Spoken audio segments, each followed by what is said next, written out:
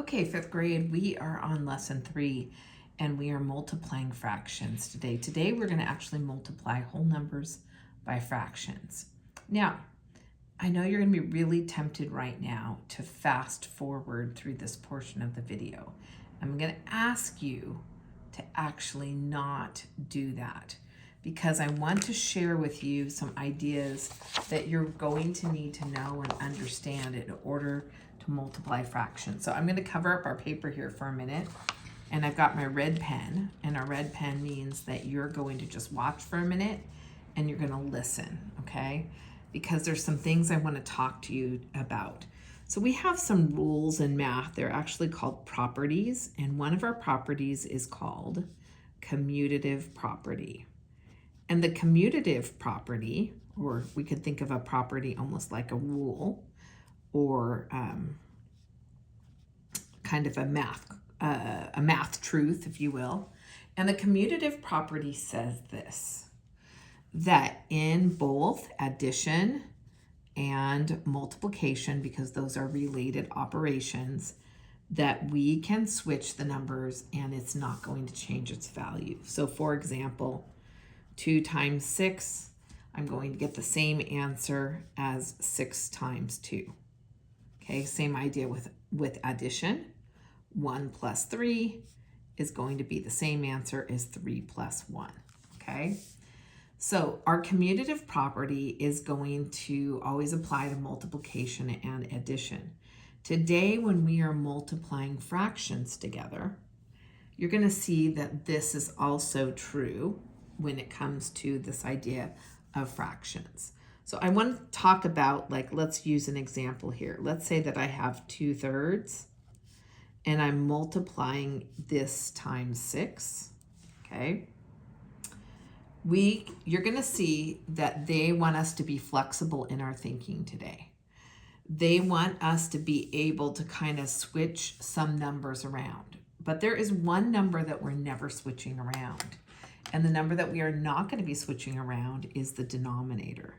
So in this one, our denominator is 3. That 3 always needs to stay on the bottom or the denominator. So we're seeing 2/3 times 6. I can swap these numbers around. I could do this, and you're like, why, Mrs. Shaver? Why would we want to do this? So let's look at this.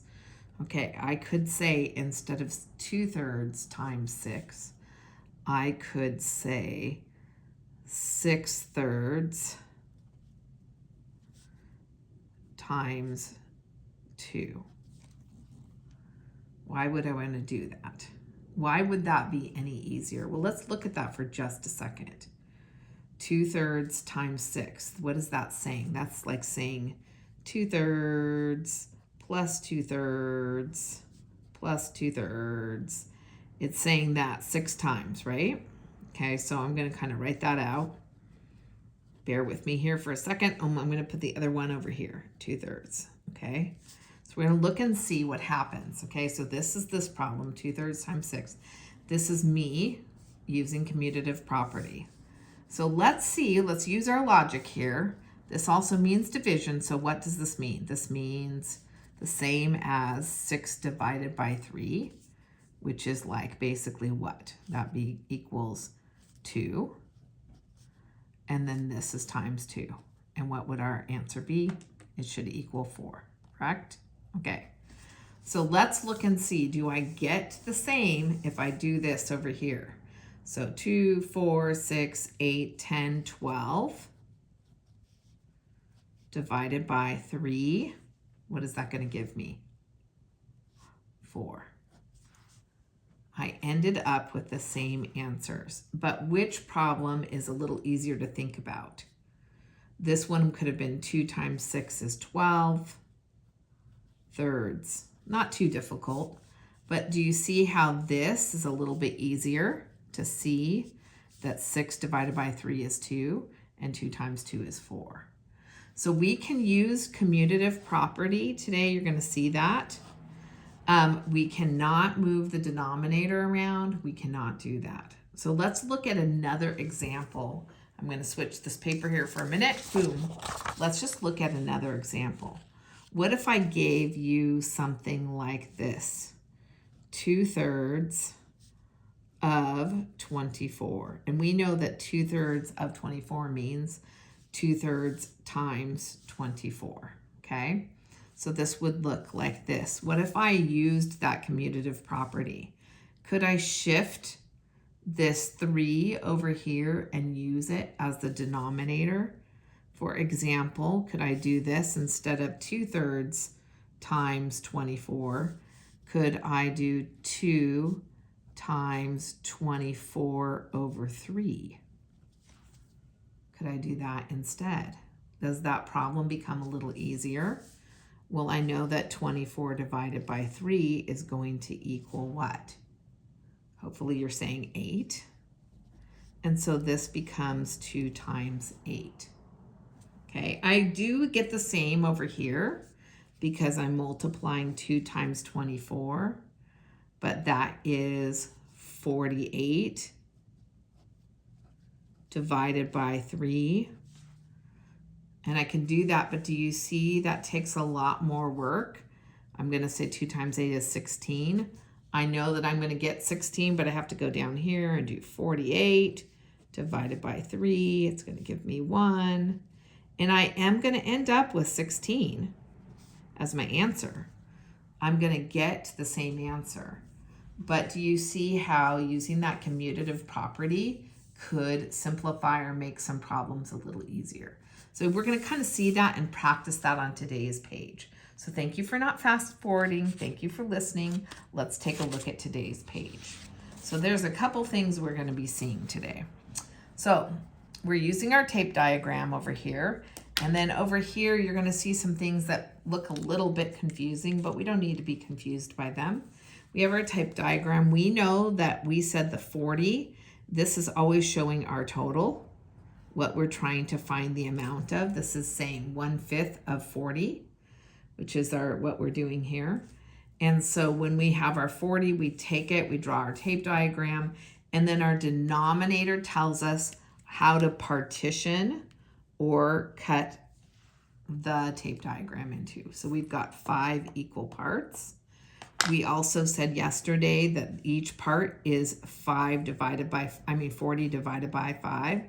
So these are 40/5, right? And we can also think about that as a whole number.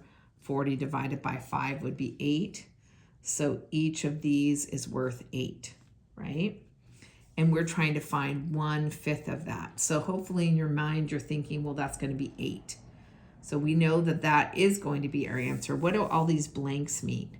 Well, this is showing us that 1 times 1/5 times 40. So they're saying we've got one of these, right? We're trying to find one piece of 1/5 times 40. And so we're going to multiply 1 times 40 over 5. And that is going to be the same as multiplying 1 times 8. So see how they kind of used that commutative property I was talking about. And they switched the 5 down below the 40. And they just made that a little easier because now I don't have to maybe work as hard. 1 times 8 is 8. Okay? And again, if you're like, I'm not totally getting it, we're just multiplying these together essentially. Okay? So let's look at this one. I've got 4/5 times 40. So they're kind of breaking that apart. So they're saying it's like 4/5 is the same as 4 times 1/5. Okay? So we're looking at over here would be our 4. And then we're combining this together. So what is 1/5 times 40? It's the same as 40/5. Okay? So each of these, right? We said each of these is worth 8. So it is like saying 4 times 8. And if you're not sure, we look over here, right? We can make each of these. 40 divided by 5 is 8. If I add 8 5s together, I would get 40. What are 4/8. How much is that worth? It is worth 32. Okay, up here we did 1/5 or 1 out of 40, and it's worth 8. Okay, let's go down here to the bottom. Okay, so down here, they're showing us kind of the same idea. But we're going to play around with this. We're going to use a little bit of the commutative property, okay?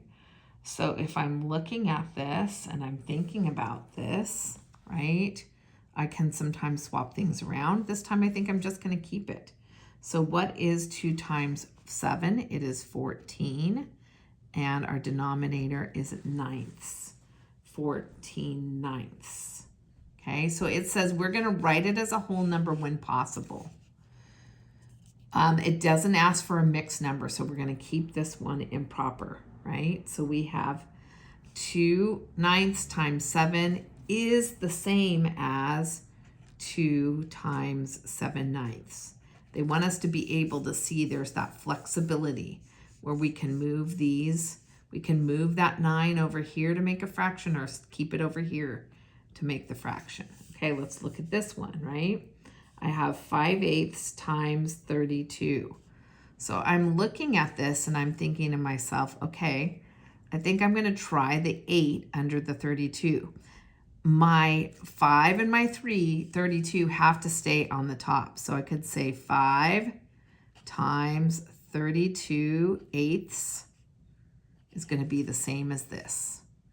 But this is much more easy to solve because I've got 5 times, what is 32 divided by 8?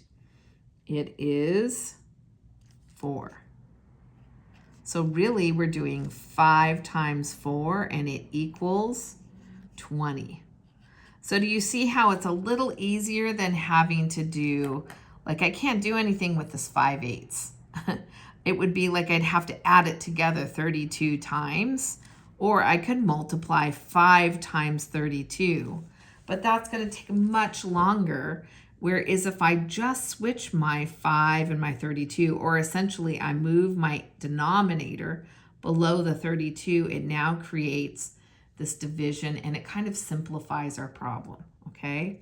So, and if you're not understanding that, you can still just do this the way it is, which is basically we're saying 2 ninths times 7/1, because that's how we make a whole number into a fraction, is put it on top of 1.